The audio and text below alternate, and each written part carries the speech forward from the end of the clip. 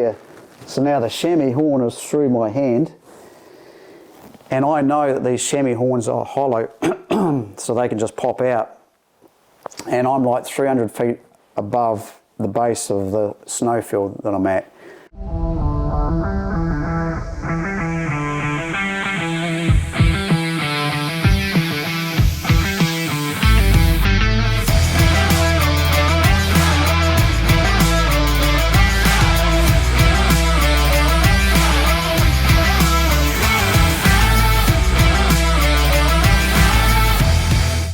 All right, welcome back, folks.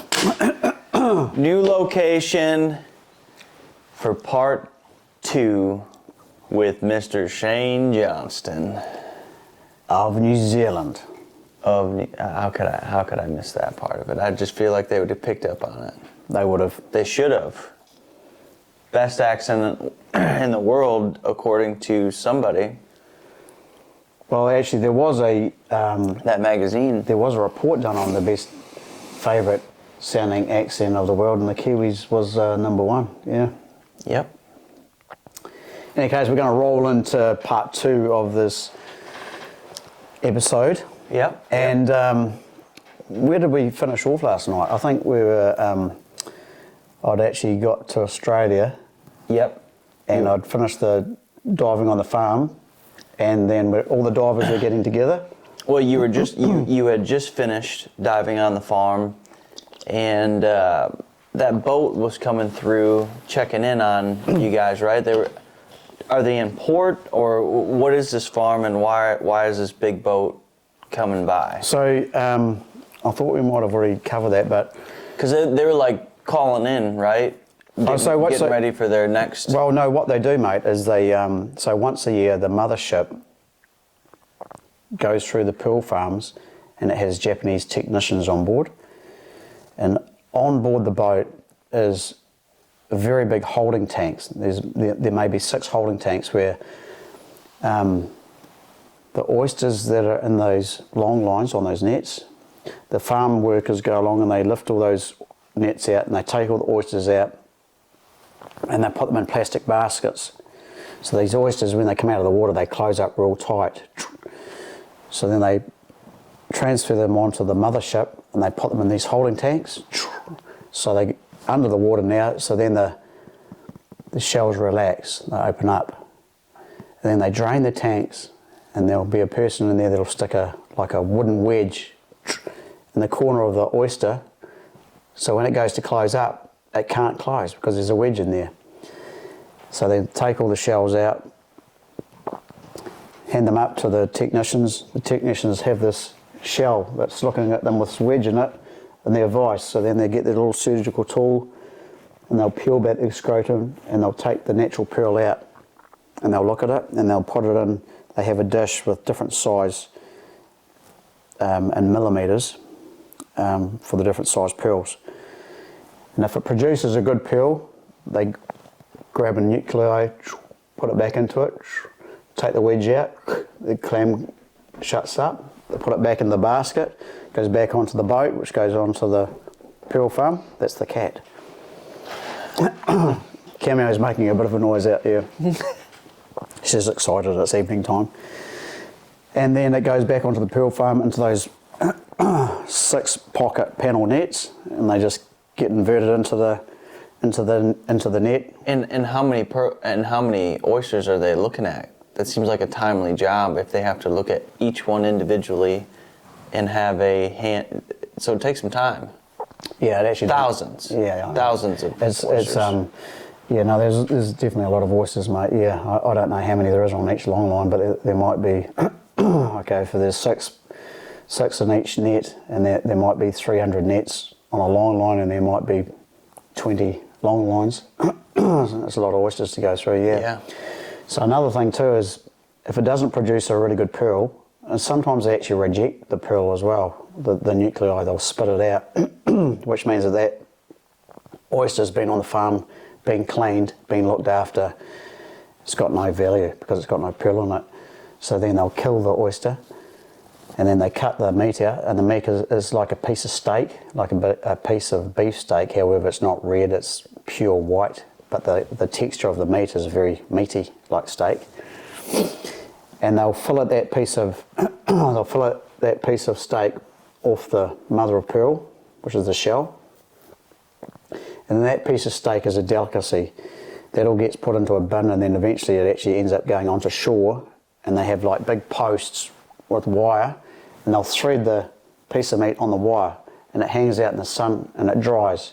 So if you can imagine like a dried apricot, it ends up like a shriveled up piece of meat, which is a delicacy, and it's only the Japanese, it's only marketed to the Japanese. They're the only culture that actually get this meat. And it's very sweet and very tasty, yeah. So, and then the mother of pearl, the actual shell itself, it gets put into a 44-gallon drum, and it gets strategically stacked on top of each other, circles, and then that gets transported to whichever countries, and then they make knife handles and buttons and all sorts of artifacts, yeah. So nothing goes to waste. So the only thing that is wasted is actually the guts, but then the guts goes into another bucket, and that gets used as fish bait, because we love our fishing. Yeah, so actually nothing goes to waste at all. Fascinating. So in any case, I guess we're getting to the fact that the mothership comes along onto the pearl farms.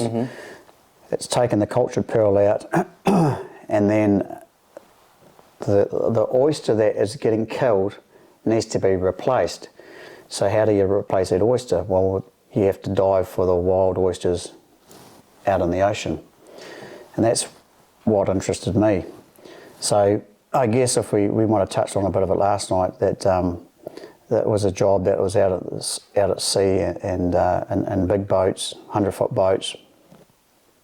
And they have divers from all around the world that have secured their jobs already. So It's a very competitive diving field. Everybody wants it, yeah. So it was a contract job, so the pay was $4 per oyster. So the oyster, like I said to you last night, it's like a scallop, it hinges. It's about the size of your hand, but they can get a lot bigger too. They can be that big, and they get very heavy. The older they are, they're prone to having worms and even cancer. So the company will only buy healthy shells for cultivation for the farms. And also there's a size limit for how small they are as well. And obviously underwater everything looks bigger, 25% bigger with your magnification through the space between your eye and the ear and the glass of your mask. So when you put your hand out, it looks a lot bigger. So the shell looks a lot bigger too. So you have to have a pretty good eye to understand the size limit. But one of the things that fascinated me was this is the job that I really wanted to do, because I knew that I got to know a few divers and they loved his job and they got paid pretty well because they were really good divers. So it was between myself and another guy, and for the whole company, and so all the boats already had their main divers. So 6 divers on a boat. So if you can imagine a boat with the big booms, like a fishing boat, the vertical booms, and then when it's ready to go fishing, they put the booms down. So all of a sudden now they've gone from vertical to horizontal, and off that boom, so if I'm the boat and these are my booms, off the booms there's 3 down lines on each side. So there's 6 down lines. That down line comes down into the water, sits just off the bottom, and it's a big lead weight. And there's a deckhand that can control the height and the lowering of the down weight, because you have different depths. Then off that lead weight is a rope, which is a work line, so you're holding onto that work line. And the boat's doing like 2 knots through the water. So we're under the water holding onto this work line, and we've got like a bag around our neck, and you're holding onto your work line, and you're looking for the oysters. Now sometimes the visibility is you can see all the divers and beyond. It's incredible. Some other days it's like that's all you can see. So it's just the difference of different weather, different currents, different tides, and different times of the season. So you're getting towed. You're pretty much getting towed under the water. So we're in snorkel gear with a weight belt, and it's attached. We've got an air hose which is attached to our weight belt through to our regulator, and the air hose goes to a compressor on the boat. So it's called hooker diving, HOOKAH. And we have a little pony bottle, which is spare air on our back, just in case something should go untoward with our air, so we can actually get to the surface. Any case, very, very excited to have the opportunity to get to become a pearl diver, and knowing in advance that I had this opportunity, I trained for it. I did a lot of swimming and a lot of running, and of course diving for the oysters on the pearl farms was a good advantage, because obviously a lot of the oysters during lots of very adverse weather and even cyclones would fall out or get tipped out of the nets, and they'd be on the bottom where you had to go around and sort of pick them up. So you ended up getting a bit of a knife while they looked like, because once the sand's covering the bottom, they still have to feed like anything. So those oysters will open up, and sometimes you just see the lips, and they can be facing any which way. So that's why you always had to be looking in front, to the side, and even behind you, because sometimes you'd see them and you'd swim over and pick them up. So anyway, the first day I was on this boat. Are you tethered onto your work line? No. That's dragging you? No, you're not tethered on anything. So your air hose is to a compressor, yeah, and then it's just you hanging on to your work line. So you're hanging on, and you're getting towed along the. So how do you let go of your work line to go grab it? No, ideally. So you always have an arm on it. You do, yeah. Ideally, one-handed. Ideally, you've always got it. So when I'm seeing a shell over here, I'm swimming over, but I'm not letting go of because this is my life source, really. Yeah. I'm not letting that go. But I'll get into that in a little bit more detail soon. All right. Yeah. So when the dive season was open and all the boats went out, and it's like any fishing, you know, it's the opening of the fishing season. So everyone's out there to try and get the best catch of the day, and everything's on a quota system as well. So for the season. So being a contract diver, the company would pay us $4 an oyster, and so I'll never get my first dive. The main crew was in, and then it was time for myself and this other guy to jump in the water, and I jumped in the water, and I was on the outside line, so I jumped in the water and swam to the outside line and went down, and I'll never forget it. My first dive, I got 27 shell, and I worked as hard as I could, and being on the outside, you can swim a lot further because there's no other diver, and there was etiquette between divers that you didn't go under somebody's line. So say if this is my line and I'm holding on it, and this is another line and that diver's on it, I could swim over to his line but never go under his line. Mm-hmm. You know, it was taboo to do that, so you had to respect that, and there's certainly some incidents that I could talk about later, but in any case, it's $4. Did they tell you? Did anyone tell you, or you just kind of picked up on, hey? No, it was definitely just the way it was. You were definitely educated on it before you first jumped in the water. Don't ever go into anyone else's line. That's their territory, you know. That's your space, and that's your space, but don't go there and don't go there. Yep. So anything behind, or if he's left something behind you, you know, too bad, he's already missed it, you know. Mm-hmm. 27 shell is what I got, and you generally get more than what they account for, but they'll chuck things at that is too old or too wormy or too small. So most of the other divers were getting 12s and 18s, and there might have been a 21, and I was 27. So a couple of the guys said, "Oh man, there must have been a lot of shell out your way." So oh, yeah, I picked up what I seen, you know. So then they popped me in the middle, and then I got 21, and they got 13s and 14s and 18s, you know. So out of the whole boat, I'd actually done very well, and they thought, "Oh man, this guy's either got it going on or he's been lucky," which can happen. It's fishing, you know. Right. So I did 2 dives, and then the next guy, between me and this other guy, he jumped in the water, and unfortunately for him, he forgot to hold his mask on when he jumped in, and his mask come off, and long story short, I ended up getting the job. So I was put on a boat, and I did that for 10 years, become a head diver, run the boat, and had lots of interesting experiences, good, bad, and indifferent. I will say I made pretty good money because it's pretty much set me up with what I'm doing now, Yeah, enabled me to come back to New Zealand and buy my own house freehold, and being a seasonal job, it suited me to a T.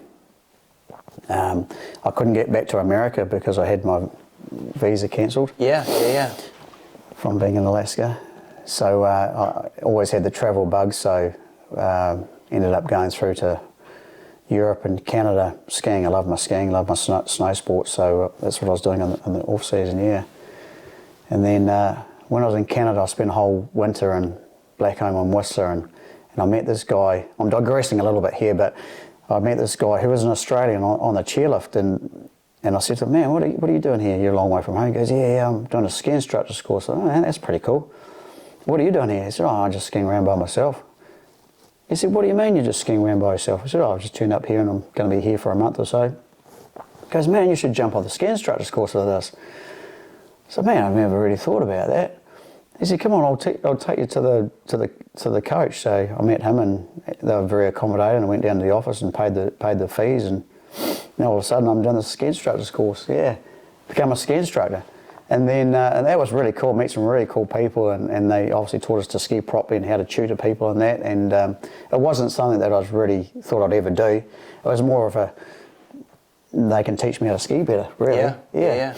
However, when I finished, I met some really cool people on that course, and we got on a Combi van, which is a VW van, and we cruised around Canada and went skiing in different areas. And of course, we was part of the Commonwealth, so we could work there. And I was a ski instructor in 2 or 3 different resorts for the winter. Yes, I did that for a couple of 3 years. Far out. Yeah, but I guess getting back to the pearl diving, And then you go back pearl diving every. That's right, every season. Yeah. Your winter months, so your summer months then. Yeah, so it was from April to October. Yeah. So it's sort of 6 to 7 months, yeah. Dang, so you dive. Go ahead. Yeah, so we do the main season, which is out of 80 Mile Beach, which is out of the western side of Australia. And then at the end of the season, the company would, as a bonus, would allow the head divers of every boat, so there's 6 boats, there's 6 divers, would go up to Darwin, up into the Northern Territory, and we'd dive deep, so we're doing like 120-foot dives. We do 5 of those a day, which is very deep, a lot of pressure on your body and your air spaces, etc., and diving for really big oysters, which there was a certain market for, so that was hard, taxing diving, yeah. Anyway, I did that for 10 years. And like taxing on your body. Very taxing on your body, yeah. I mean, most divers actually either got decompression sickness, which is known as the bends, which, just to shortly explain that, is really, so if you can imagine a tennis ball with us here now, and you take it underwater, the deeper you go, the more pressure is on that tennis ball. So the airspace on that tennis ball gets so tight and so small and so shrinked up. That's what happens to our air space in our body as well. So our lungs, every air space, our sinuses, our air spaces. So you have to equalise those air spaces to the ambient pressure that's around you. And when you're coming up, the airspace gets larger. So that tennis ball, as you come up, the tennis ball is going to get bigger and bigger. It puts onto the surface, and it's what it should be on the surface. So it's the same as your lungs and the body spaces that I talked about. So as you're coming up, you have to equalise those air spaces, which means that you have to take your time coming up, because as you know, as air from under pressure, as it rises, it gets bigger. So you have to equalise the ambient pressure of that airspace, and that means taking time to come up. So you're diffusing it getting so big, it'd be like a balloon coming up, and all of a sudden it explodes at the surface, which would happen to your lungs. So we would decompression dive, which means that at 9 metres, which is 30 feet, we'd come up from whatever our depth is, and we get to 9 metres, and we take out our regulator, because we're breathing pure air in our regulator, which is what we're breathing on the surface, which is what we're breathing underwater. But in the mix of what we're breathing is oxygen and nitrogen, so we need more oxygen to break down the excess nitrogen that we've been breathing under pressure. So then we put the oxygen regulator in, and we hang off at 30 feet, for a period of time after every dive to break down that excess nitrogen in our blood system, because those nitrogen bubbles, as we're coming up, they're getting bigger in our bloodstream. So why do you need nitrogen? Well, Why can't you just breathe No, pure oxygen down there? No. So underwater, we're breathing compressed air, which is the air that we're breathing now. But because we're under pressure, there's an 80-20, 80% nitrogen, 20% oxygen mix on what we're breathing naturally here now. Oh. Yeah. So when you're under pressure, those numbers change. So to come back up, there's an excess buildup of nitrogen. gotcha, So to okay. break down that excess nitrogen, we need more oxygen. So to breathe 100% oxygen means we're going to diffuse all those air bubbles in our system. And so if you can imagine like the air bubble that's running through my blood capillaries, and if I'm coming up to the surface, those little bubbles are getting bigger and bigger, then all of a sudden they get to a corner of my body, like my elbow or my shoulder or my knee or my hip, and it can't go any further because it gets trapped because I'm coming up, the bubbles got bigger and bigger, it can't go through my vessel. So that's why they call it a bend, because it feels really sore, because as I come up it's like, man, I feel like I've hurt myself, or I've got this pain in my elbow because and I can't straighten it because it's bent. So that's what they call a bend, which is known as decompression sickness. I hope that makes sense without getting too scientific about it. But I think that was very well done explanation, because you could die if you don't treat decompression sickness. yeah, it can actually go to Your heart goes to here, mate. or your brain. And kaboom, she's all over. Yeah. Yeah, that's the worst. That's the worst case of decompression sickness. You know, if you're coming up from the bottom of the ocean really, really quickly, the air spaces in your body cannot break down. They block areas, and they have to escape somewhere, so something has to give. Yeah. So it's the oxygen that breaks it down, or going back down under pressure to make those bubbles smaller, but we can't live underwater. Right. Yeah, we have to make them small, break them down before we actually start coming back up again. Yeah. So I guess where I was going with that was really diving deep up in Darwin, really. Yeah, so a lot of guys, in fact most divers actually ended up getting The bends from that deep diving. That's right. It may not even be deep diving. What was it like diving versus, because I felt like we've just heard a ton of information from, because we just started, right? You got chosen, you got your spot on the boat that you worked so hard to get. Yeah. And if people weren't listening yesterday, I mean, what a story getting to that point. And then to hear that you finally got a shot at Yeah. it. Now you're on the boat and you've excelled, you've done really well.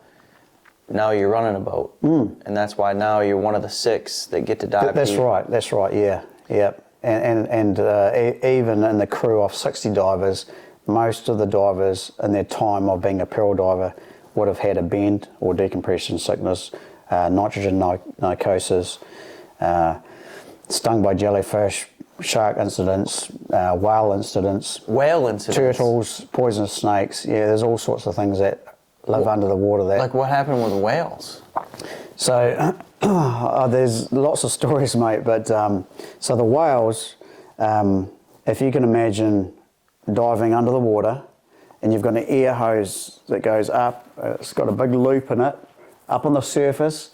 Then it makes its way back to the boat, which is where the compressor is. So when you're diving through the ocean, we're just like a fish, so is the whale. And he's doing his thing, so when they come up and breach, sometimes they get the hose wrapped around them. So you can imagine what that does to us. All of a sudden we get ripped off our work line and we're getting towed. So a couple of guys have had decompression sickness pretty bad from because it got ripped up. Such a rapid ascent. Yeah, they haven't been able to let go because the air hose is attached to their regulator, which is how they get in the air, and the whale just keeps swimming and the boat keeps moving. So you got 2 opposing forces and you got a guy in the middle. Yeah, so that happened a couple of times. Another guy got taken out by a tiger shark. Tiger shark are quite an aggressive feeding shark, and snakes were another trouble. He just came up and got smoked? Was it off your boat or somebody? No, it was actually a guy on a pearl farm. He was doing the cleaning of the shell and come along and eating all the oysters and got a hold of the guy and turned him into into bait. Yeah. And those snakes, they're red, yellow. Lots of different colours, but there's one called a bandy, which is a black and white, like a zebra coloured snake, just a small snake. But on your mask, you have like a reflection, and the snakes used to come at your mask and hit you right in your face. And if they didn't get you in the face, in your face or in your mask, because that's what they're going for, because they can see themselves thinking that it's another snake. and we tried to keep all our skin that would naturally be exposed covered up. So gloves, wetsuit, hoodie, mask, and your regulator, but you'd always have this exposed skin here. So we used to create what we used to call it a stinger guard. So we put like a neoprene mask through our regulator and Velcro it to our hood.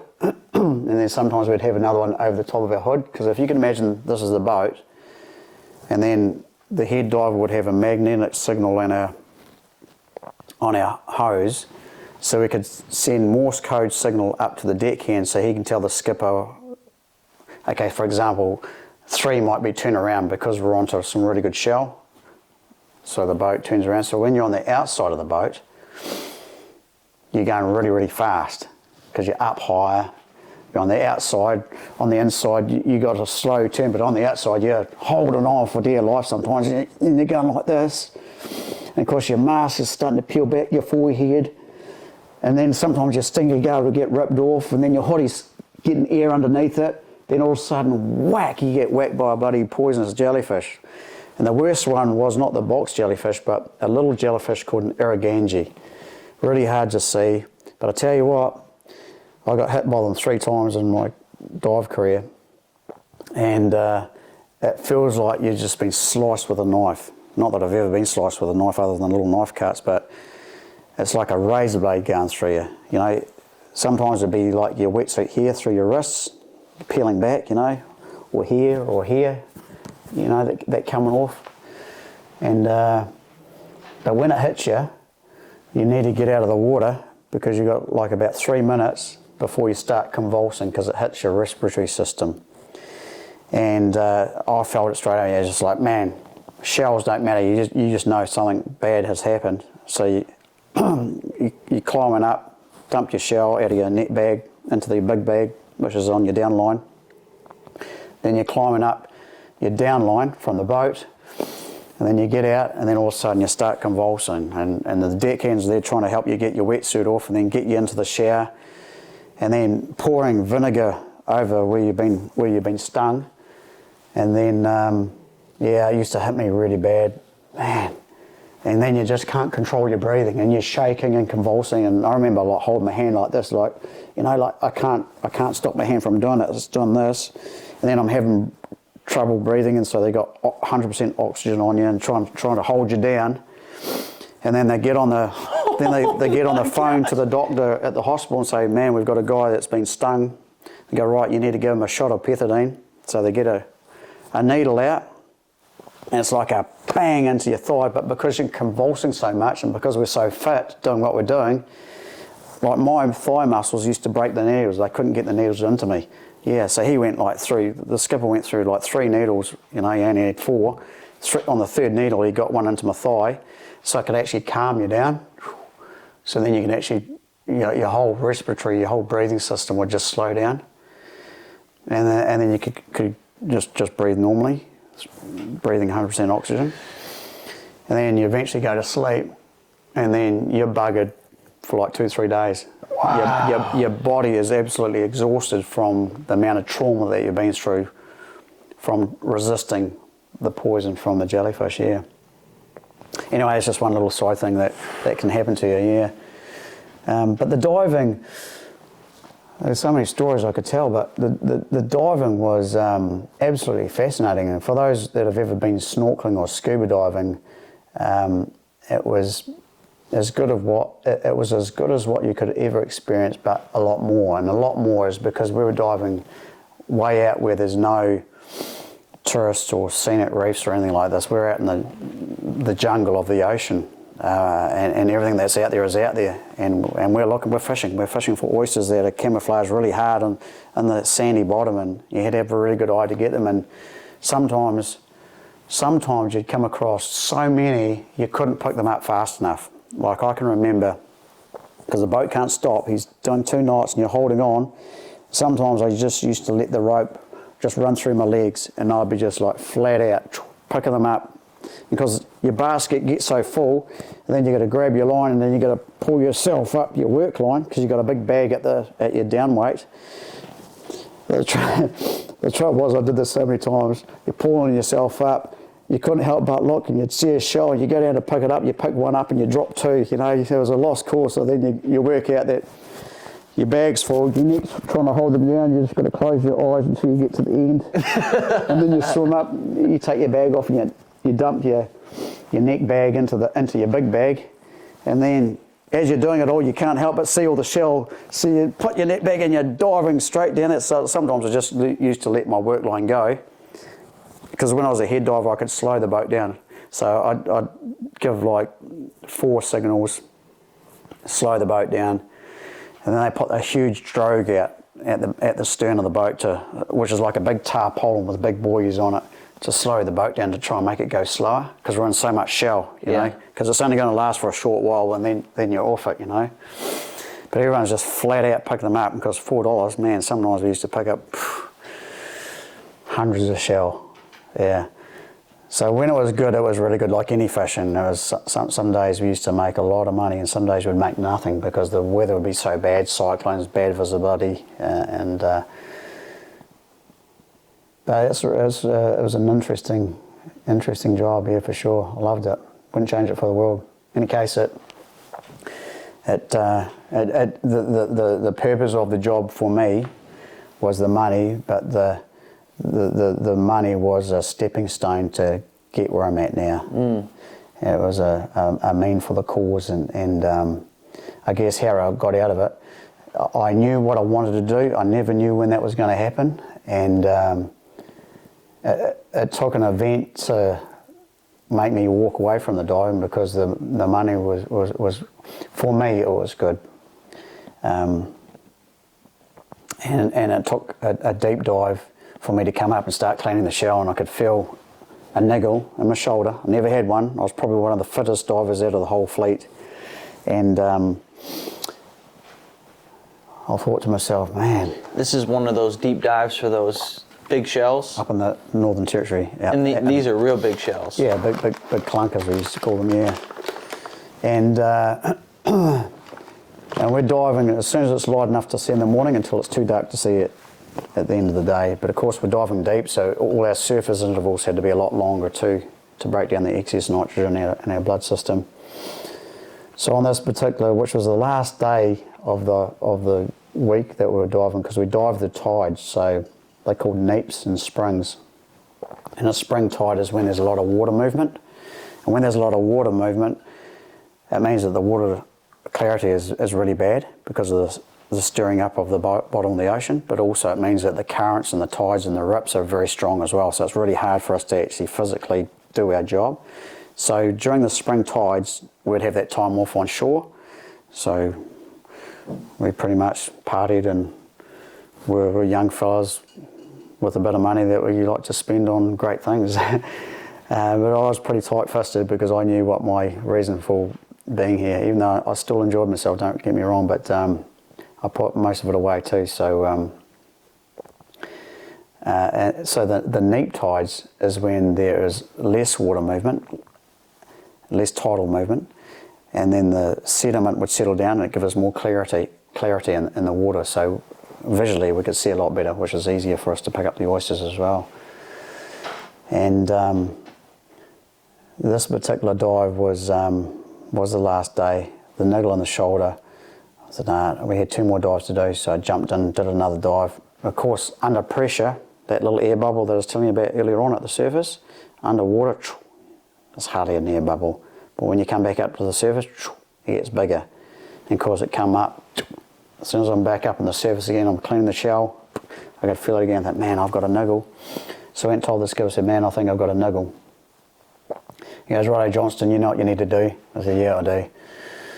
So I jump in, and so I go down to 9 metres, I'm on oxygen, all by myself, and I'm there for 3 hours, swimming through the ocean, or getting towed through the ocean in the complete dark. So it gave me 3 hours to think about the rest of my life. You can't see anything.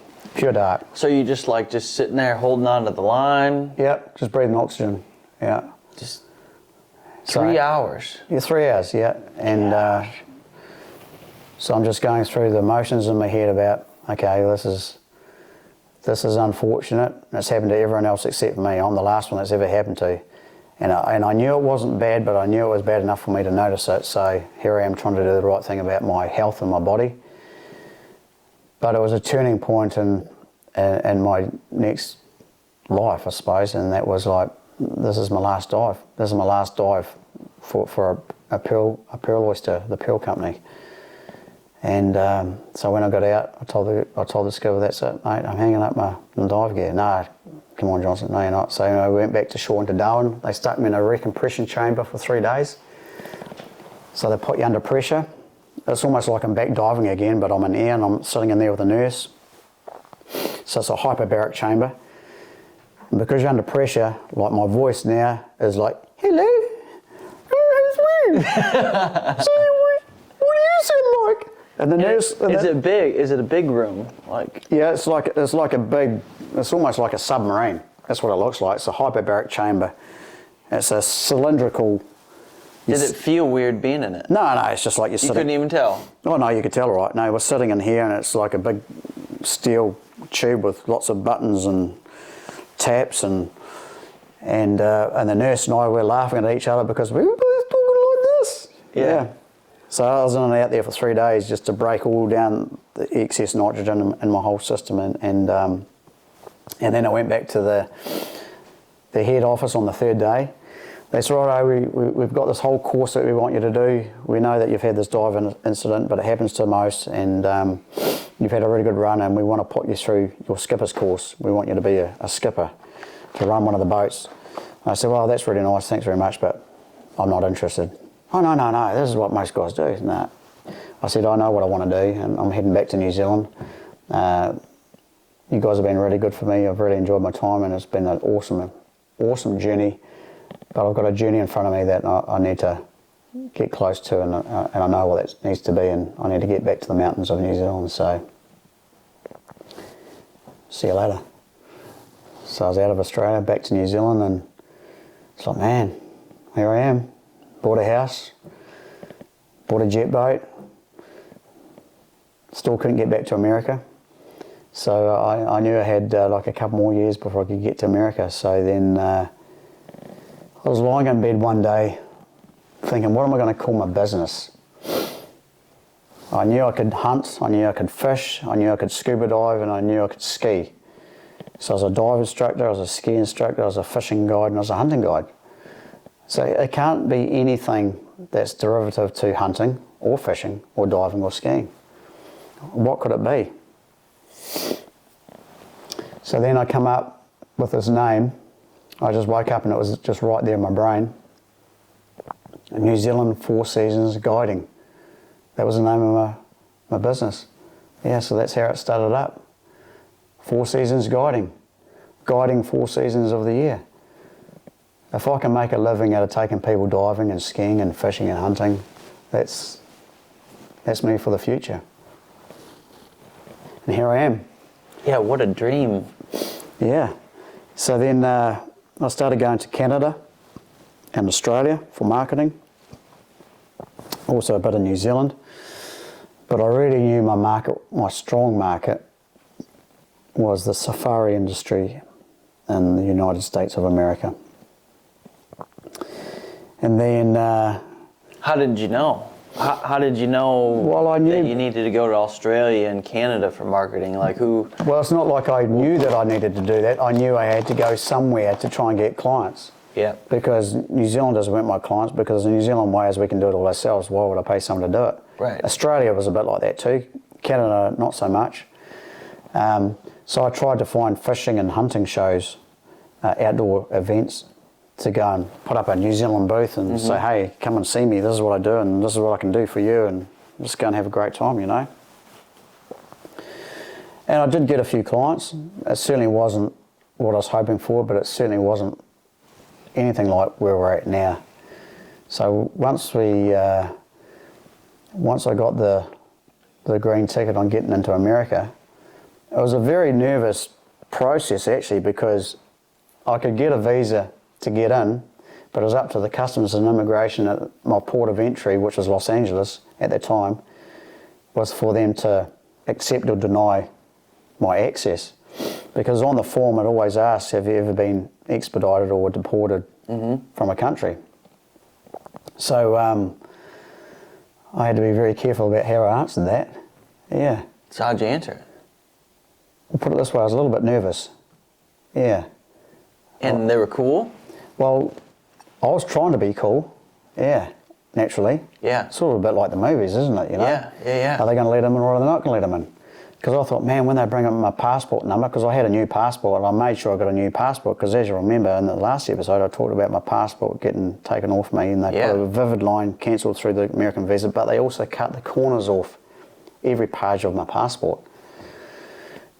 So I naturally, when I got back to New Zealand, said I've lost my passport or I can't find it or something. So I got a new passport with a new passport number. It had no vivid lines through it, no corners cut off it.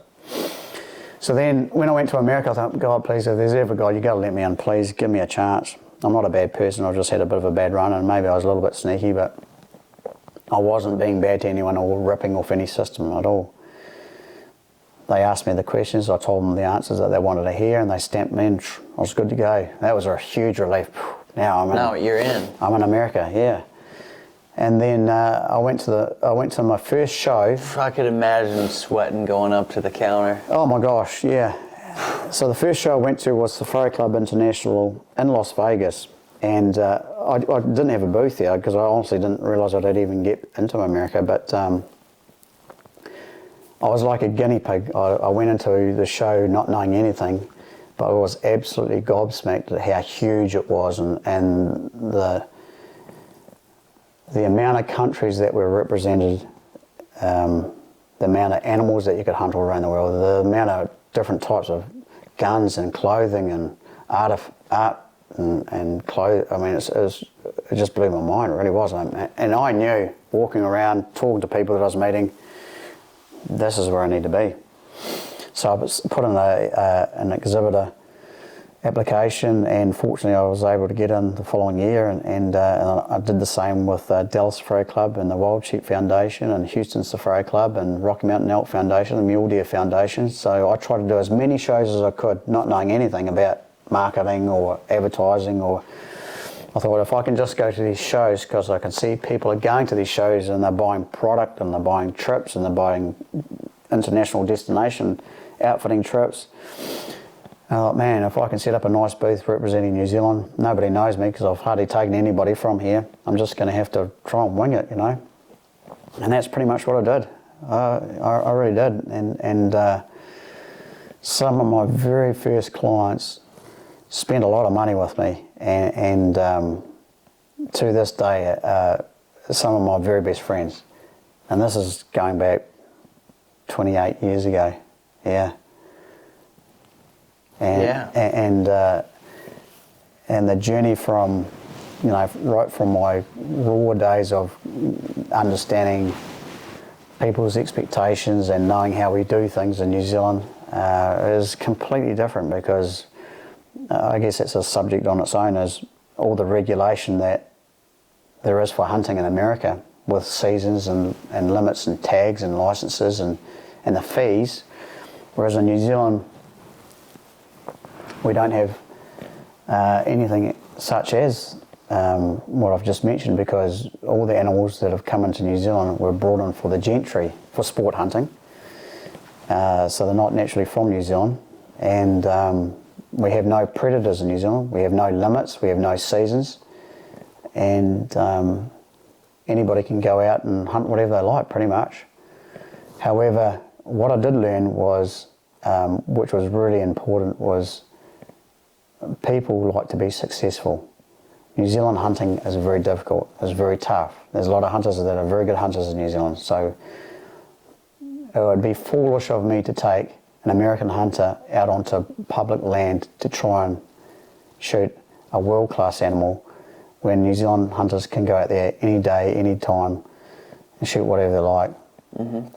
So I knew that I had to hunt on with my American clients and my other overseas clients in a managed private land to give them the quality experience that they deserved and the quality of animal that they were expecting, and in a short time frame too, and at times multiple animals. So that's how I had to groom myself emotionally and ethically, and then ended up getting leases on different properties, which most of them were fenced areas, because that's how we have to hunt in New Zealand. By law, that's the only way you can hunt as a managed animal, is it has to be in a fenced area. I mean, how else would you hunt a managed animal? You know? Well, there's nothing else, there's no game management in New Zealand. Right. Other than you own land. Yeah. So. What a journey. Yeah. And there's so many other stories that I want you to tell. But I feel like that was a big fast-forwarded version to me, but just because I've heard the stories and I love it. And you going up to that ship, you know, the big pearl ship for the first time, I mean, that could be an intro to a movie. Sneaking through and then diving and being the best. And I guess what inspires me is, frick, you were training, you wanted to be the best pearl diver, and you were putting in the effort to do it, and you were set up in the environment to do well, because here you are doing a job that probably wasn't a sought-after job, cleaning the pearl lines, right? Cleaning them, but No, it was just a labouring job. but it prepared you. Absolutely. You swam every day. Yeah. You know, you were looking at the pearl. You know, you were looking at the oysters every day. Yeah. What an experience! Yeah. Yeah. It was. And Yeah. being out at sea, like those are rich experiences that molded you into who you are. You know, I just think when you have a goal in life or whatever, maybe it doesn't even have to be as big as life, but a goal that's in front of you. I want to be the best pearl diver that this company's ever seen. Well, that's a goal that's like, all right, well, if I'm going to be the best pearl diver this company's ever seen, I got to be fit. I got to know how to swim well. I got to be determined. It like puts you in such hyper focus that all the distractions are gone. It's like you put these blinders up. Mm-hmm. And I'm going to be the best because I've already set my mind to it. So now you're not even going to be pulled in any of these other directions. Same thing with, you knew you wanted to have your own outfitter. You had the blinders up. No. I mean, you can go have a bit of fun, but your blinders are up. I'm heading this way. I'm not going to be pulled off the path. And I think a determined individual that knows what they want and where they're headed is a strong person. Well, you have to, you're bang on with everything you're saying there, Kyle. And I think you have to have, one of the things I've learned in life, and this is how well I've done for myself, is you have to have a goal. If you've got a goal in front of you, you have to believe it's achievable. If you believe it's achievable, you'll knock down all barriers, left, right, to get to that goal. Because if you believe in yourself, which an individual should do, then whatever it takes to get there, right or wrong, truthfully or not, you're going to get there. Because it's all up to you as an individual, because we've all got an opportunity. It's what you do with that opportunity. We've all got choices. You go left or right or left. But you follow your nose, which is what I've done, and believe in yourself and just chase it. Dreams are achievable. A dream becomes reality because you make it happen. It's not going to be given to you. It's not going to be easy. It's going to be a journey. But you've got to knock down those barriers, and you've got to learn to say no to people, and you just got to go for it and believe in yourself. Have a good time along the way, Absolutely, because this is your life. Yeah, you got to enjoy the journey. Yeah, and don't be afraid to say no though, and just focus on your goal at hand, and even set a time frame, because time never stops still. A rolling stone gathers no moss, and rust never sleeps. So you must stretch out and chase and hunt to succeed. Yeah, just go for it. So that's my little 2 cents worth for you people out there that are thinking about what you want to do next. Just break down your barriers, just go for it. That's a softball-sized gold nugget that you just got out of the stream that you were panning for. And That's right, yeah. stream is this video and audio you're listening to. There you go. That's a big old golden nugget. 100% agree with that. Which is inspiring, right? I mean, in life, you'd like to see everybody be their best selves that they were created to be, and I think that God made us all who we are individually, and I think that there's a greatness within all of us, and I think that it's attainable to each and every one of us, and I think that once you unlock that in someone, that, hey, this is the greatness that's in you, why would we not want to be that? Why would we not want to go for it? And I just think saying no is a lot easier when you know exactly the greatness that you're headed for, because now these distractions or these people or these things that don't mean to pull you out of the way, or maybe they do, but it's easier to just be like, no, you don't even have time for it.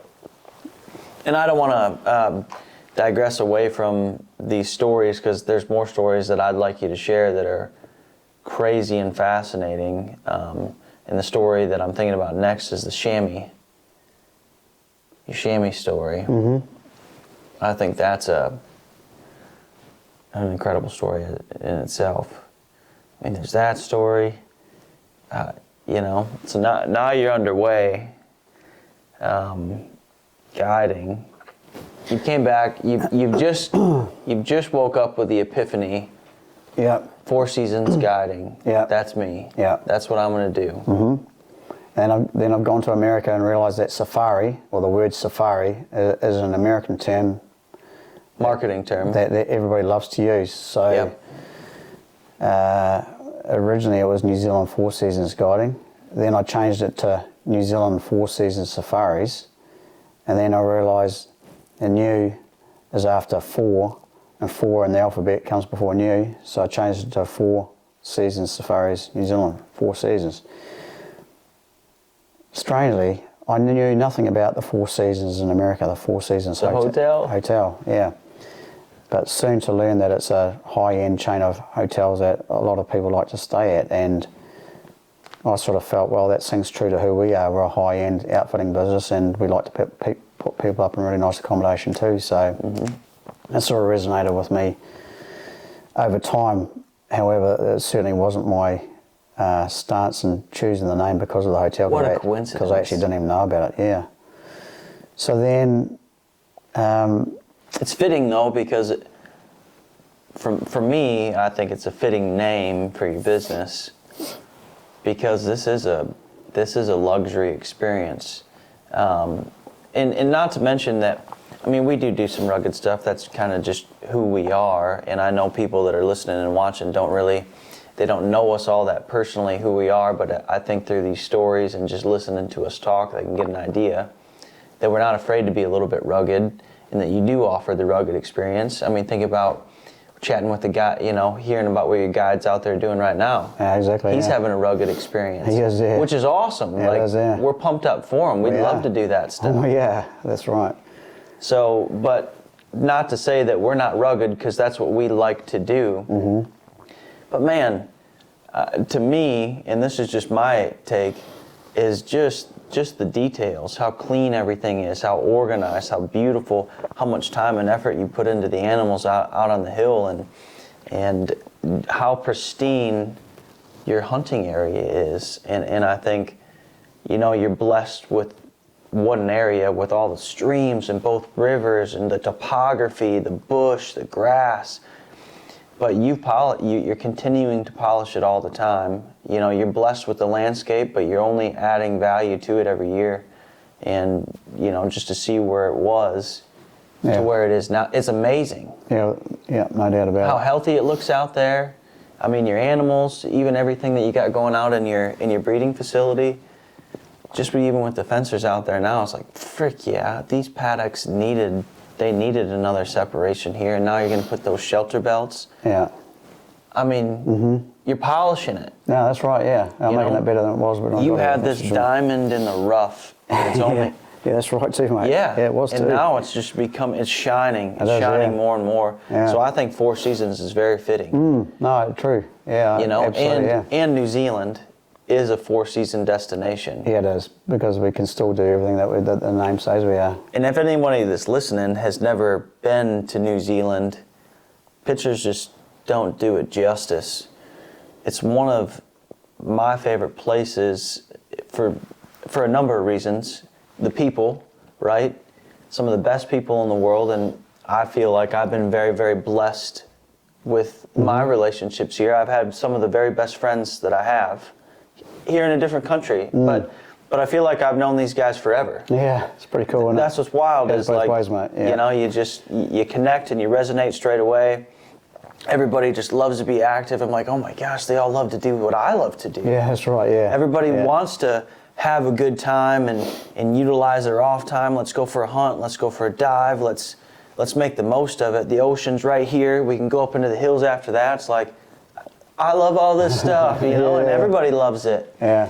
And everybody just wants to laugh and have a good time. And then for you, you want to laugh and have a great time, but also you're very, you take care of your stuff. You're on top of it. You're not, you know what I mean? You're not, I don't know, it's not lazy or anything like that. Those aren't the words I'm looking for, but you're keeping your stuff together. You know what I mean? You're keeping your life going. You're organized. You're thinking about stuff. You're well thought out, but you're relaxed and everything's good. But you're still taking care of the little chores. Yeah, I think it's really important that. But it inspires me. You go through your life with your goals, like we talked about just earlier on. But it's really important to enjoy the journey and enjoy the people that are around you too, because otherwise it just becomes work, and work becomes a chore sometimes. So sometimes you got to go look at it sideways and go, well, man, you got to sort of smell the roses that are actually growing in front of you before they actually start blooming sometimes, So,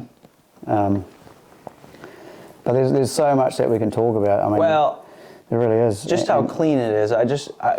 I'm inspired how well you keep the place, that somebody could easily say, for an example, the other night, we had a fallow deer, right? We just got done cleaning them up. We're down at the skinning shack, and we got the freezer right there. We know we're going to kill another animal the next day, but it's so clean down there, and we hose it down after every time we use it.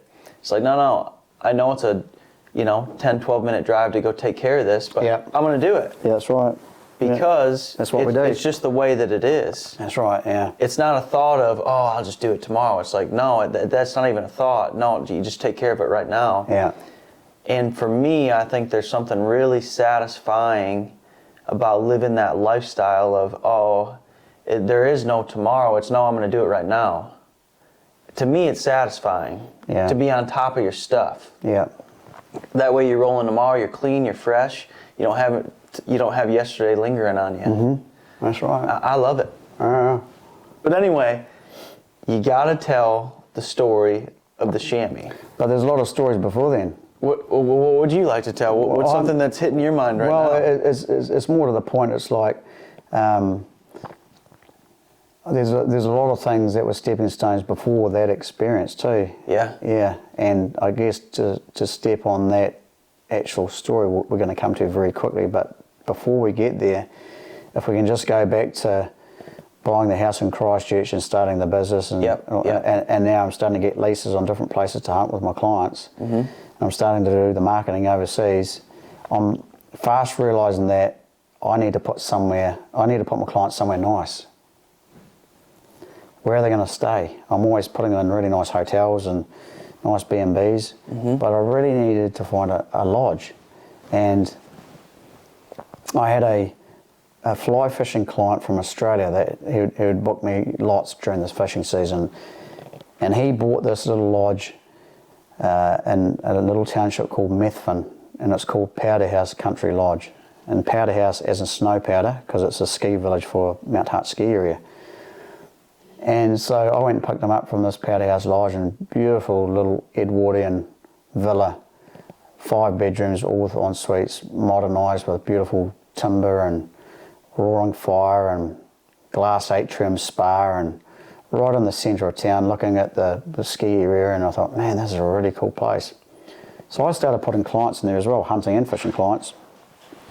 And then one day I'm driving down the road with Jeff, who owned the place. We're going fishing, and he said, "Oh, geez, I've got some news to tell you, Shane. You know, looks like my marriage is going the other way than what I want it to go, and looks like I'm going to have to sell the lodge." I said, "God, geez, I'm really sorry to hear that, Jeff." "Ah, that's really sad, mate." "Oh, well, that's the way that life goes sometimes. It's the hand that you've been dealt." So, well, I know we're putting people up in your lodge, and I know that you're probably going to end up selling that, so I guess this gives me an opportunity to say to you that if you ever do sell it, I could possibly be interested. And he turns around to me and he said, "Would you be?" I said, "Look, I'm just hypothetically saying, yeah, possibly, but you never know. You know, if you do end up selling it, I'd be surprised if you do sell it, Jeff, but if you had to, yeah, I'd like to think that I'd get a nudge on it, you know." 2 weeks later, he's back in Australia, and he rings me up and goes, "Oh, how serious were you when you said about..." I said, "No, I was serious, mate, but I wasn't under the inclination that would ever happen." He goes, "No, it is. It's happening. I've got to move it on."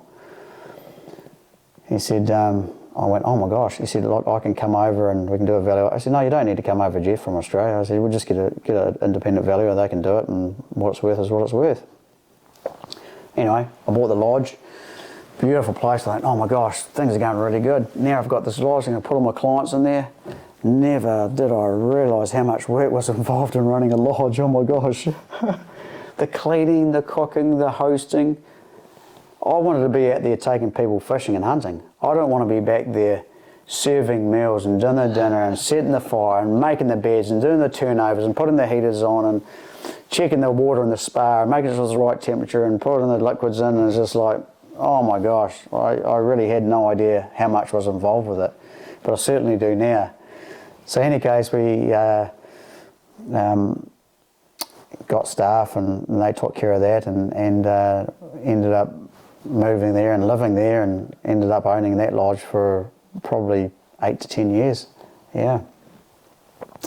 And then there was digressing a little bit, which is going to come back to that lodge, is across the river from us, where I used to run my jet boat tours and my fishing, there's a farm that got converted into one of the top 3 golf resorts in New Zealand called Terrace Downs.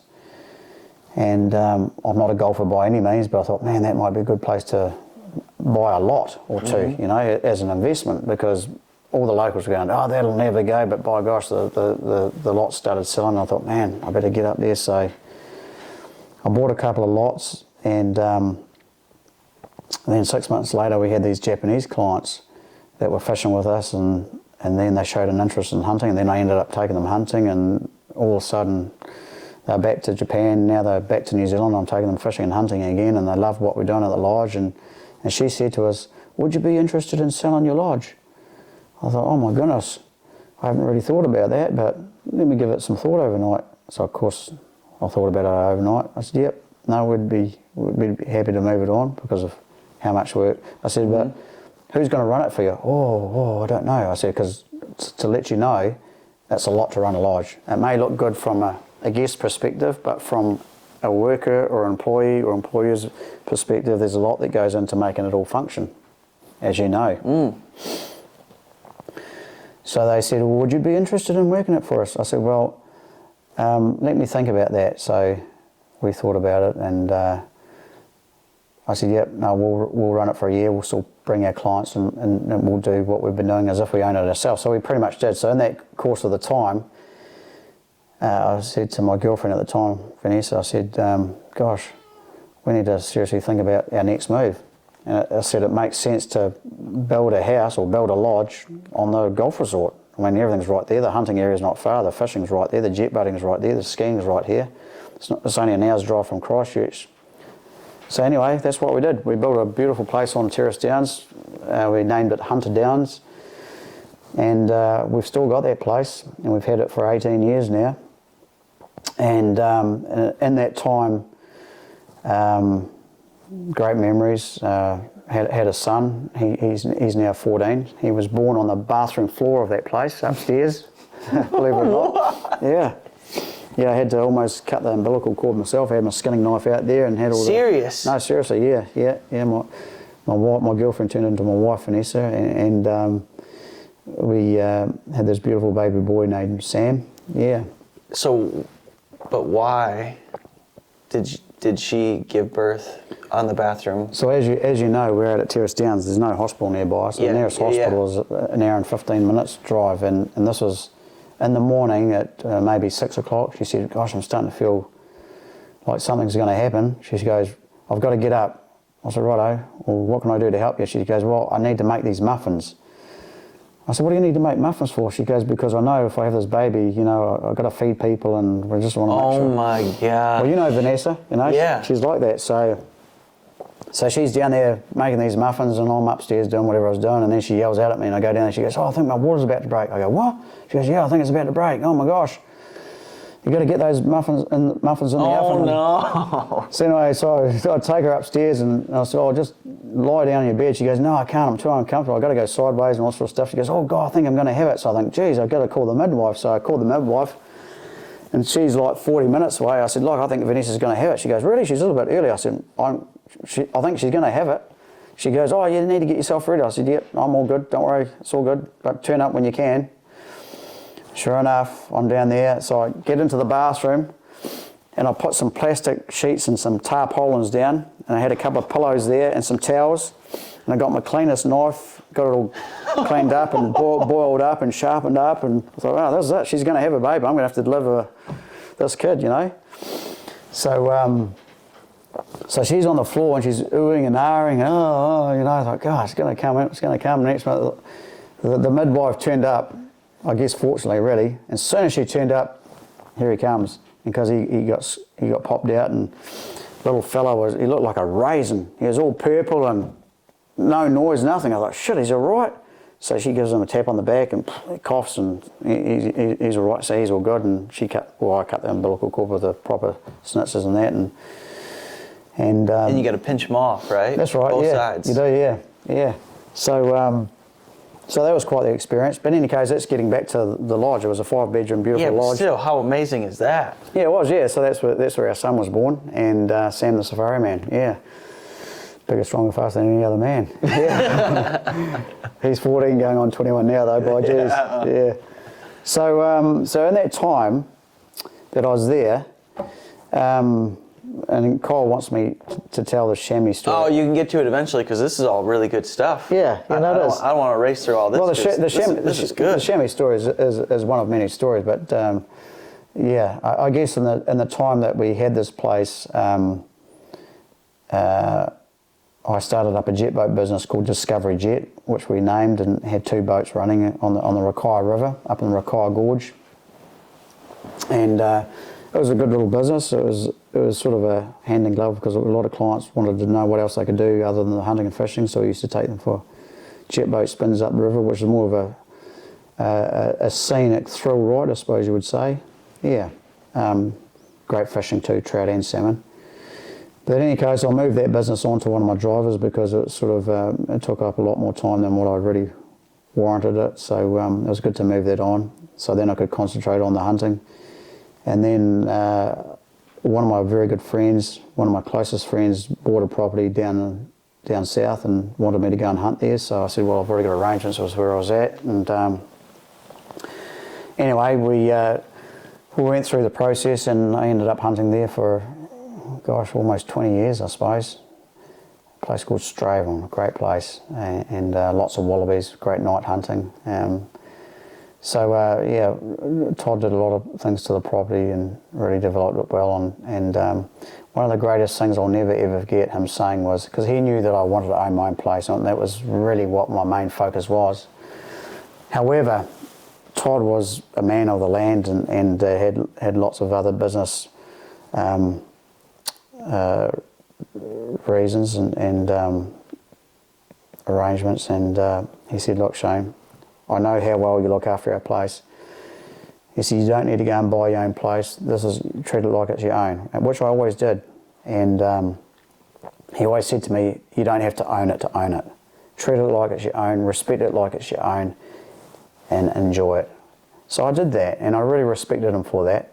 However, over that 20 years, I could see what he was doing to the place, and I could see my own vision on my own place, and I knew my heart was in something that was greater than where I was at, and it was to have my own place to do what I wanted to do with it.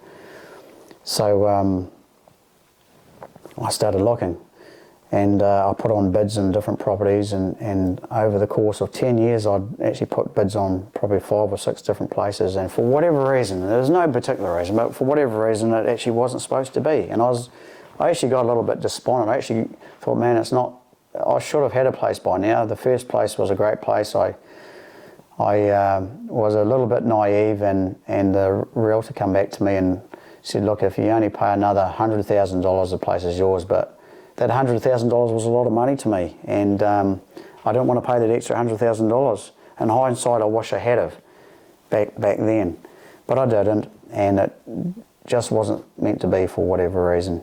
And I missed out on that place. Another place came up in really good tar country, and I put a bid on that, and I only just missed out on that. I was a little bit disheartened by that as well. Not long after that, another place came up, and I actually thought this is it. And I had the highest bid, but it wasn't enough to own the property, so we negotiated with the landowner, and I put in another bid. He accepted that. Thought, oh my gosh, we've got this place. And on the 12th hour, he said, I'm sorry, Shane, I can't sell it to you. I don't know what else I do. This has been my family. This is what I do. This is what I know. And I was so disheartened by that. So I said to him, I said, well, can I hunt on your place? Can I just lease it for a year? Yep, sure. So I did that. And then I realised, yeah, I've definitely got to own my own place. So unfortunately for me, my father passed. My father had been with me on every journey looking at properties. My father was an outdoors man, a real hard worker, owned everything he had, and he didn't have much, but he was happy. And I learned a lot from that.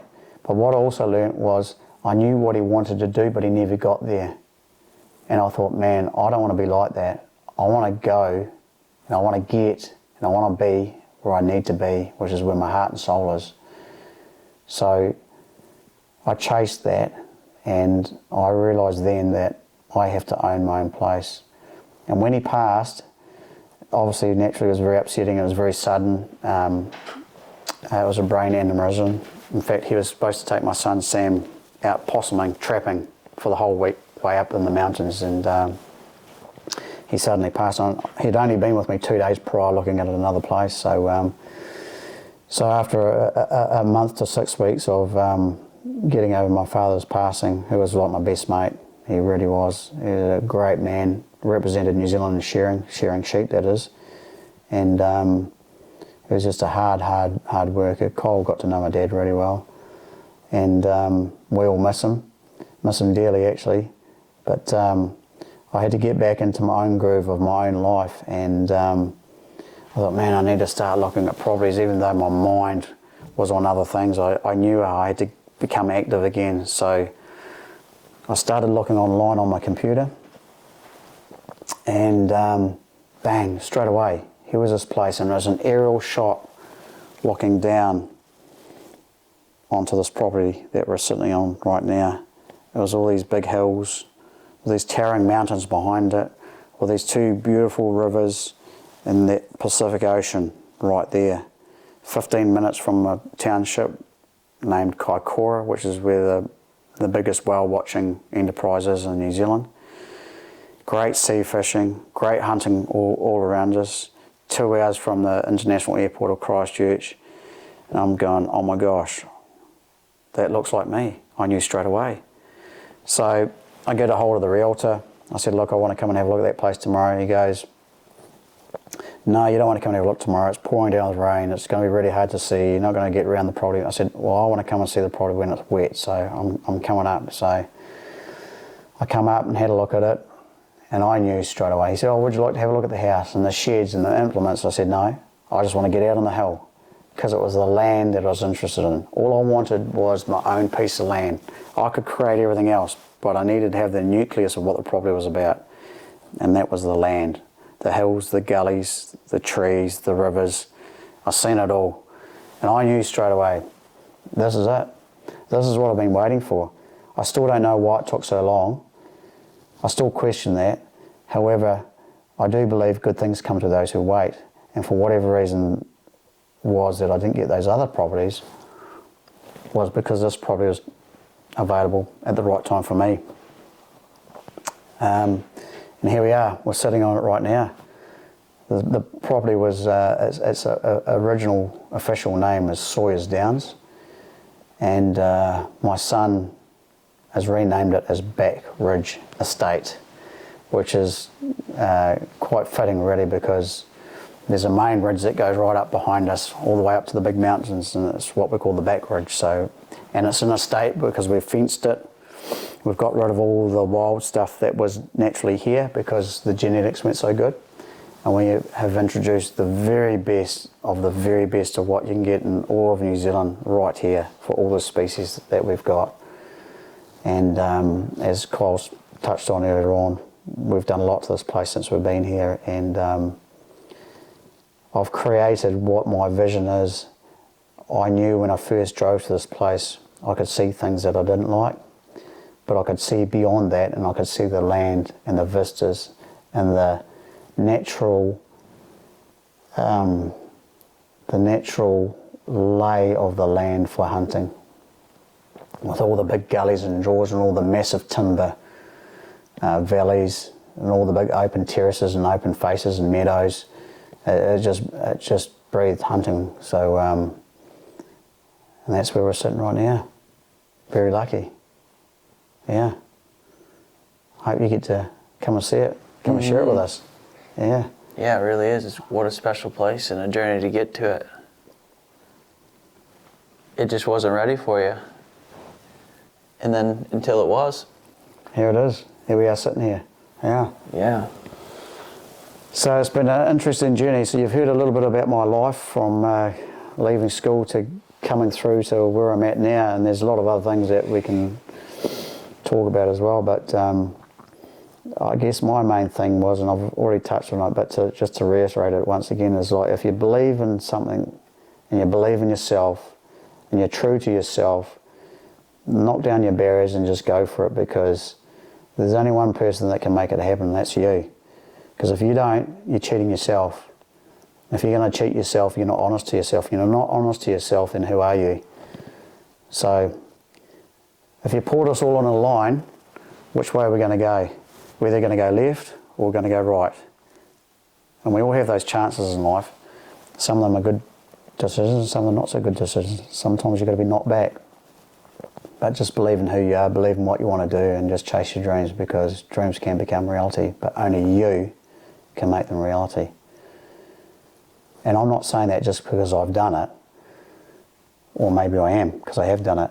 And I'm not one to showcase or show off or say this is what you should do. I just know that I had a dream, and dreams can come true, but it takes a lot of work and a lot of heartache and sacrifices as well, but you can make it happen. Just believe in yourself. So there's my 2 bobs. Yeah. Man, that's another big nugget in the stream. Oh, we love those big nuggets. Yeah. Should keep panning. Man, it is. It's inspiring. Yeah. Yeah. So there we go. Gives a guy chills. Inspires you to be your best and set goals. Know what you want. And don't quit.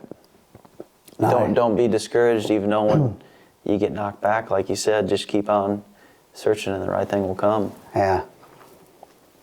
But you have to be knocked back to get back up again. And when you get back up again, you get a bit wiser and a bit smarter, because if you don't, you're going to keep getting knocked back. But you've got to be smarter than that.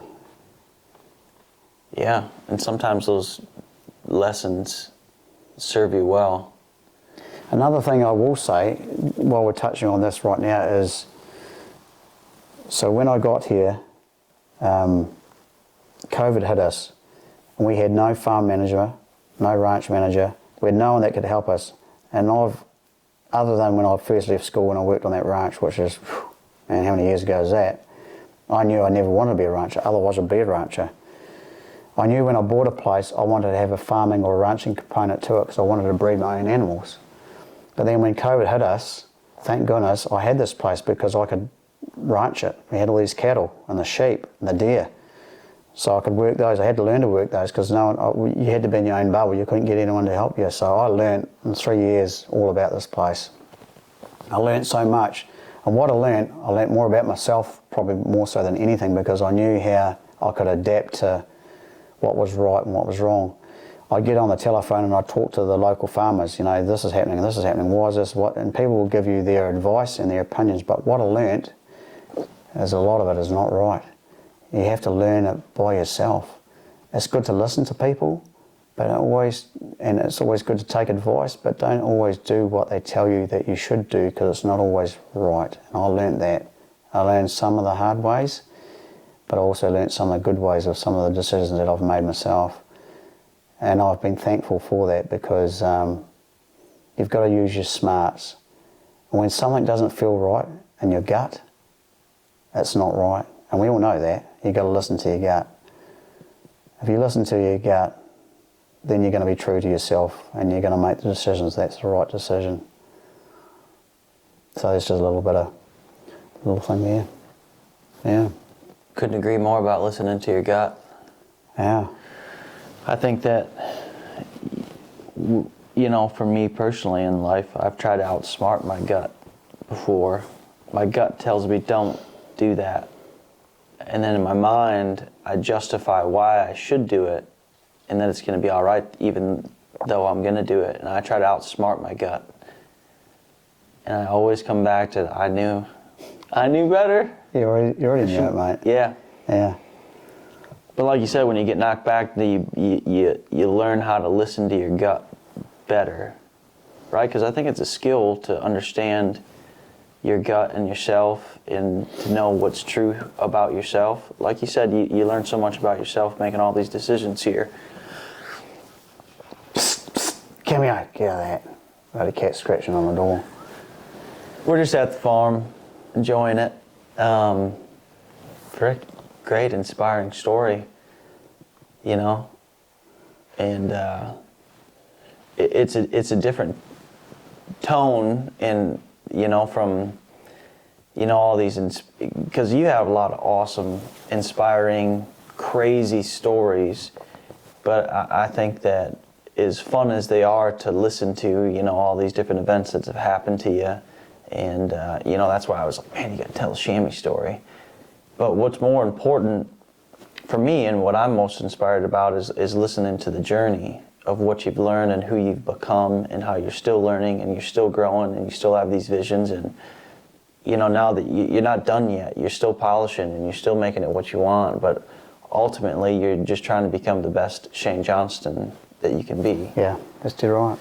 And if there's any, life lesson that we can take, it's like, hey, just find your goal and work towards it and be your best and find, what's true about you. And, man, I love that. If you can't be honest with yourself, then that's the first thing you got to be. Massively, mate, for sure. Yeah. Yeah, because we've always got the devil and the angel on the shoulder. Yeah. Yeah. And sometimes they'll try and twist you the other way. You just stay true to who you are and what you believe in, what your focus is. And don't let them sway you every which way, because they or people will try and do that. Right. And not being bad people, they're just... No, it's just their opinion. Right. Yeah. Yeah, I couldn't agree more. Yeah. So I think that's a good place that we could end it at, but I think that we should end them with the final story that we've touched on that I think is something that's wild. So we hunt with helicopters here sometimes in the mountains, and it's more of a taxi ride for us. And they take us up there and they drop us off in the middle of the animals, and we do a hunt. So it allows people that would never ever be able to get to these heights to be able to enjoy the experience of hunting these alpine animals. And it's very, very exciting from a guiding perspective because it's just a high adrenaline. You got to have all your wits about you, and you're seeing some of the most beautiful country all day long, and your adrenaline's just peaked. So to me, from a guiding thing, I love it because of how hyper-focused and all the procedures that you got to go through in your mind. You got to be on point when you're looking after people up there. And I love it, and it's very, very addicting because it's like full on. It's so full on, getting dropped out of a machine onto a cliff, and there's so many variables around you, and you're trying to, get onto an animal that's eluding you, and you're trying to look after this person's life, your life, the pilot's life, everybody. It's like you got to be in sync, and you got to trust your team around you, and you're looking after these people that don't know anything about what you're doing, and you're their guide. So from an awareness perspective, it's just like, it's the next level. And I think to me, that's what's addicting is like, and the beauty, right? We're out there and you're seeing the most beautiful sights, and you're just so excited all day, and you have a goal and a purpose, and it's like, you got to have your stuff together. So these machines, once we've shot animals, we'll radio them, once the hunt's over, we'll radio them to come back in. And a lot of times you can't get the animal into the pod, right? There's a little pod on the skid, and a lot of times we can just throw an animal into the pod, and then that's what hauls them off for us. Sometimes you have to use a short line, and you hook it to the hook underneath the machine. And it's nice to be able to do that, but the machine's got to be able to come in to a steep angle, and you got to be able to reach up and hook this hook. But the machine has these blades going against the mountain, so he can only come into certain areas.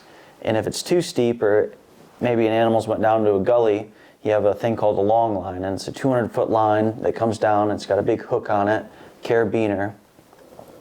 And the pilot will have it already hooked up, and he just comes in, it's just this line dangling to you.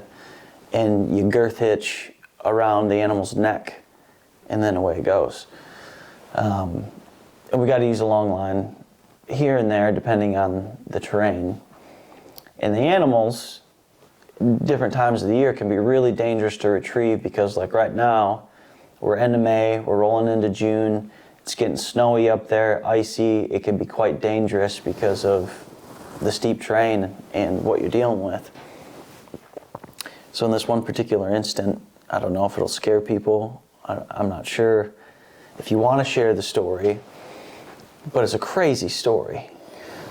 So, well, since you've prompted me and you've asked me more than once, Kyle, I feel like I need to tell it, but I don't usually like to tell people about it, but Yeah.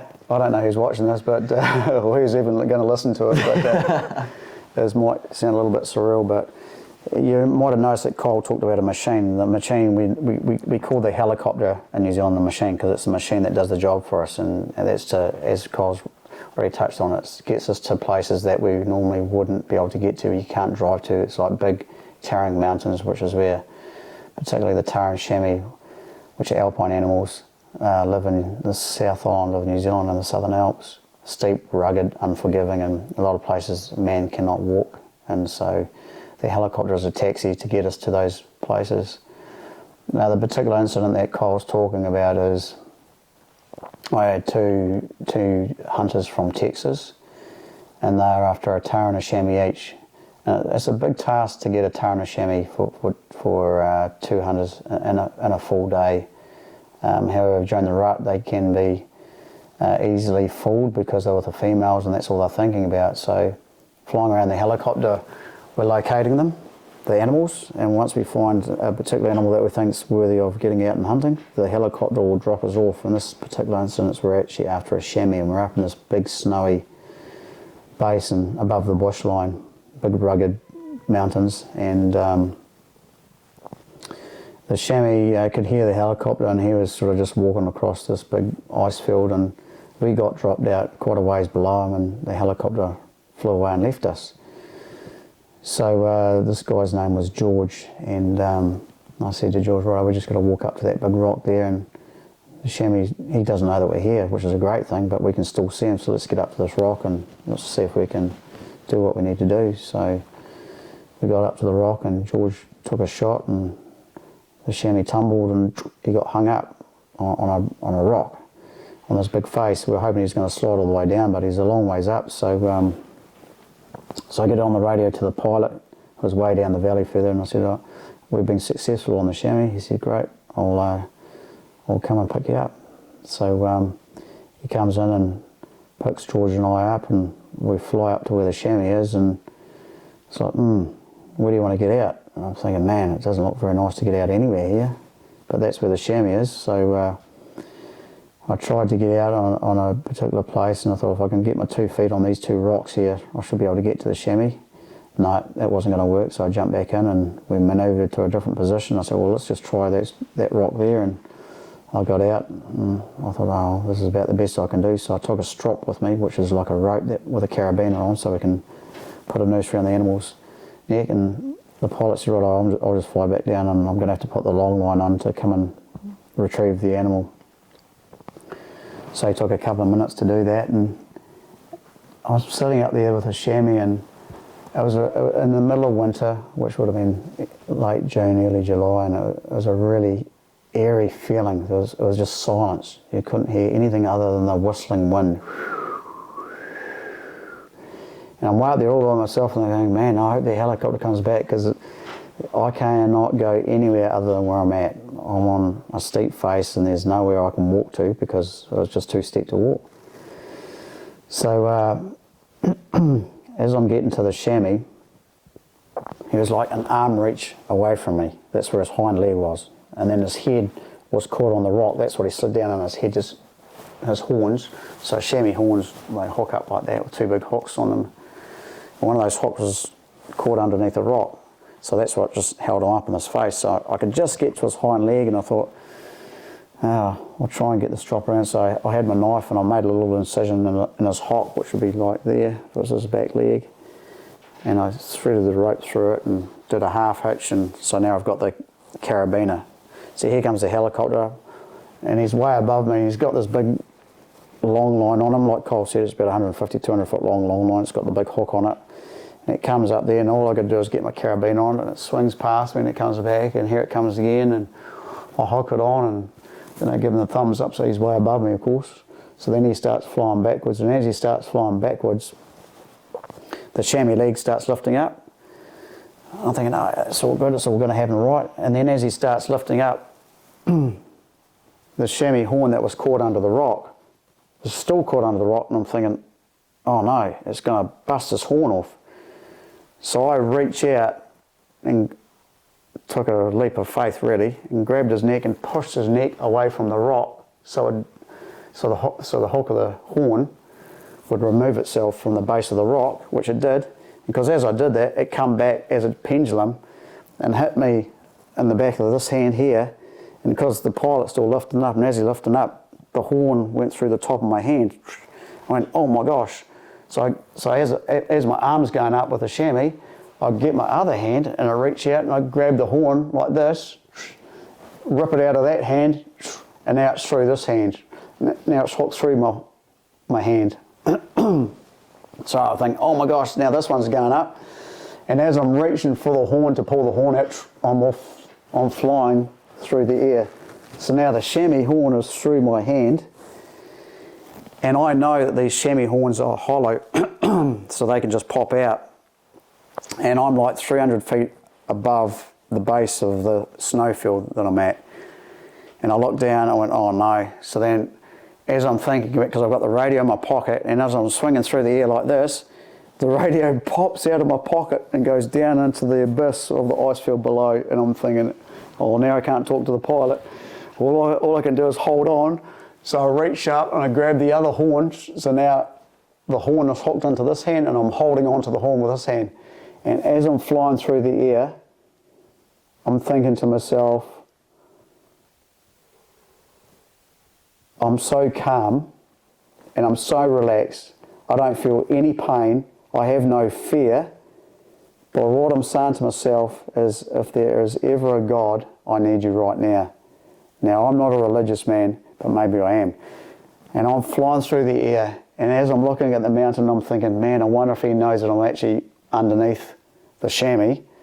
And as I'm flying through the air, the big mountain that is beside me, it's almost like there's two steps of these two rocks, which are like little plateaus.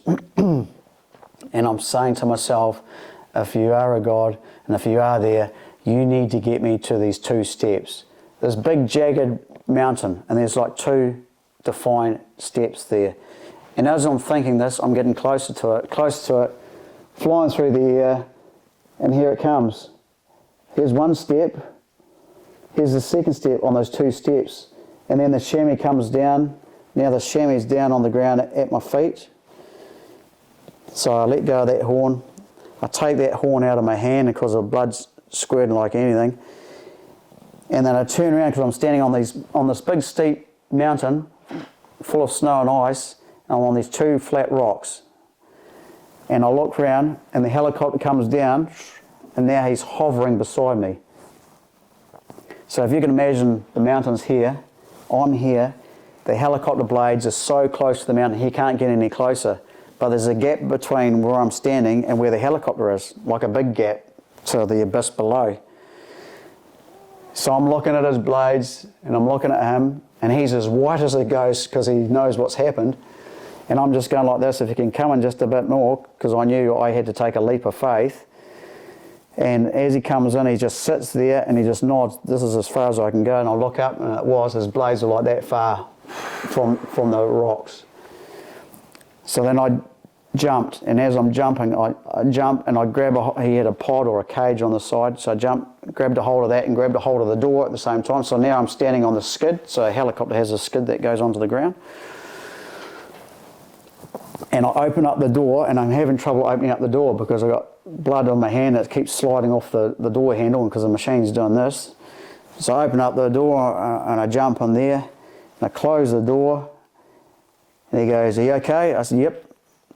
So I'm holding on to my hands because they're both bleeding, this one out the top and this one out the bottom. And I'm holding them like this.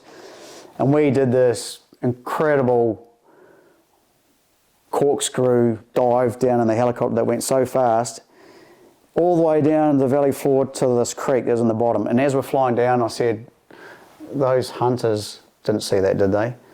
He goes, no, I dropped them down there further, so there's no way they would have seen that. I said, okay, thank goodness for that. And I had my wife with me, Vanessa, as well.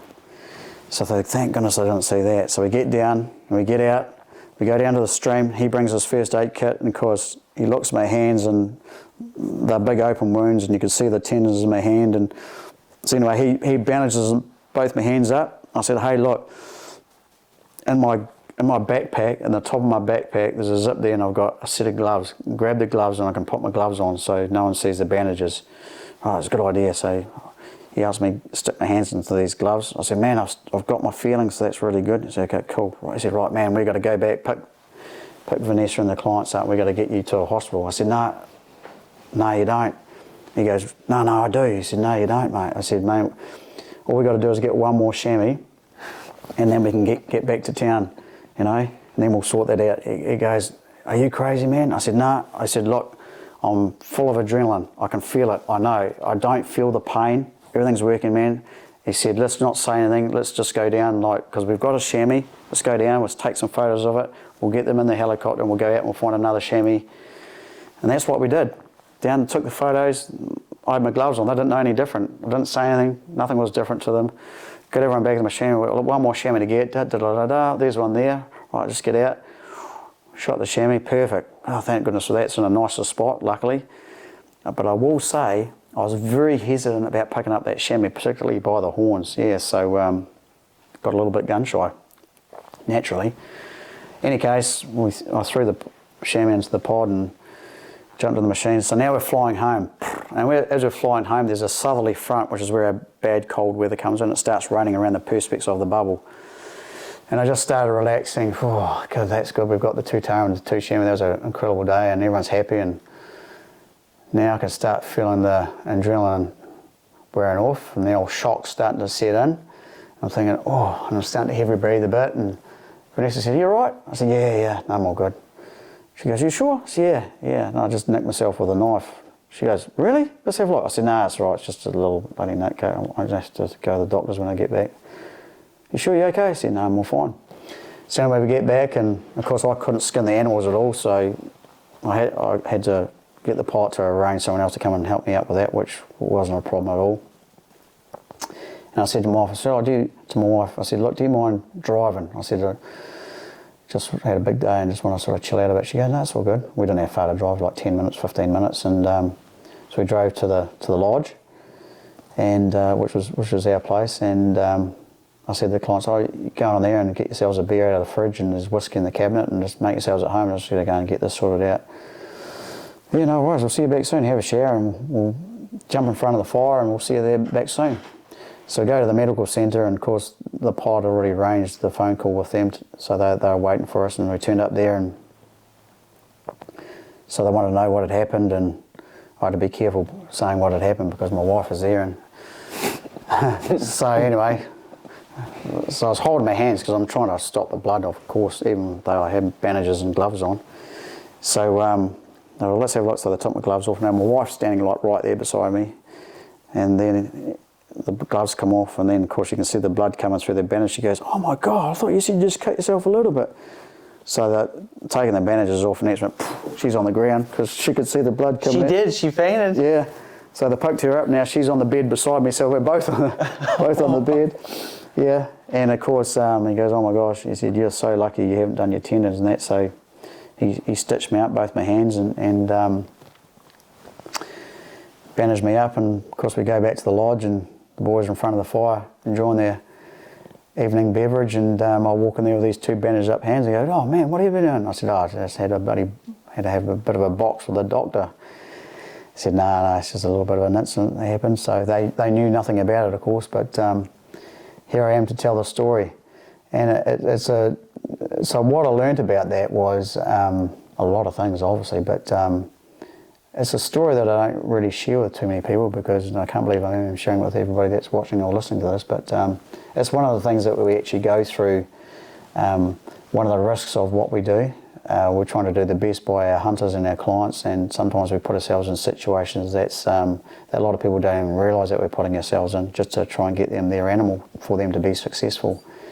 And we do go above and beyond what probably a lot of other people would normally do, but we want to see people successful and happy, and sometimes at the detriment of our own health and maybe well-being at times too. So, but what I learned about that was, and of course all my guides now know the story, and I drummed into them that whatever you do, it's important that we try and lift the head of the animal out first, because that's the piece that's going to hook you, rather than the piece that's at the bottom. But in this situation, I could only get to his leg to put the strop around, and of course it was caught under a rock, and I reached out to let it, because I don't want to see the horns bust off.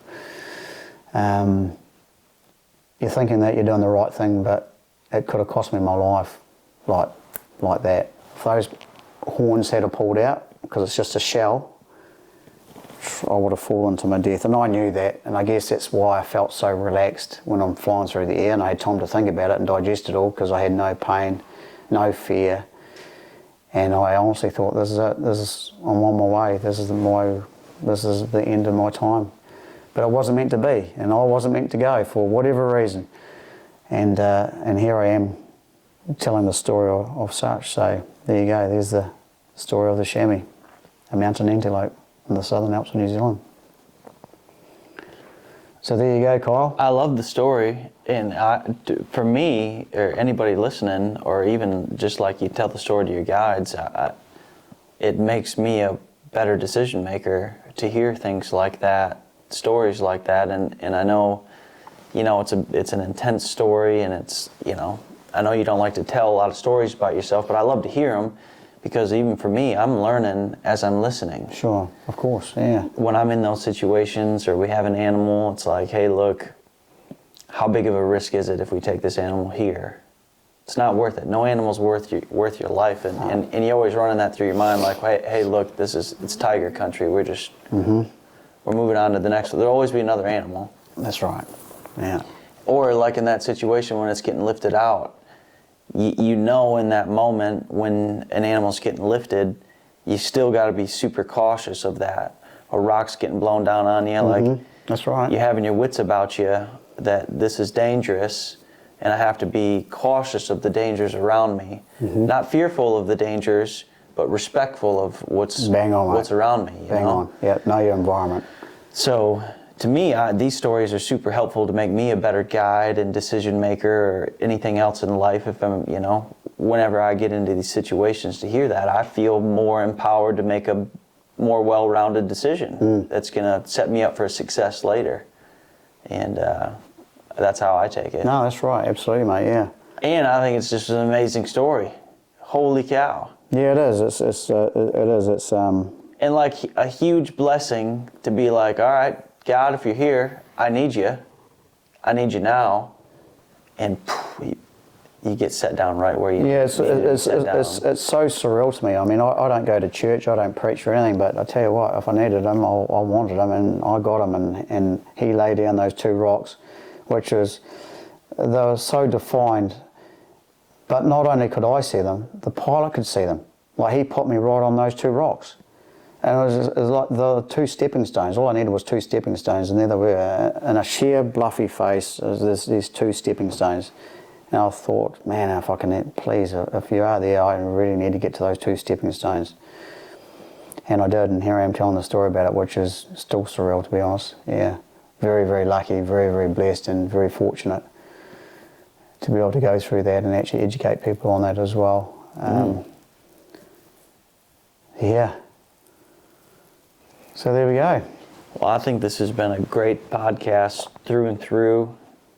Your story could be a movie. Maybe someday it will be. Yeah. But just to hear it, I could hear it.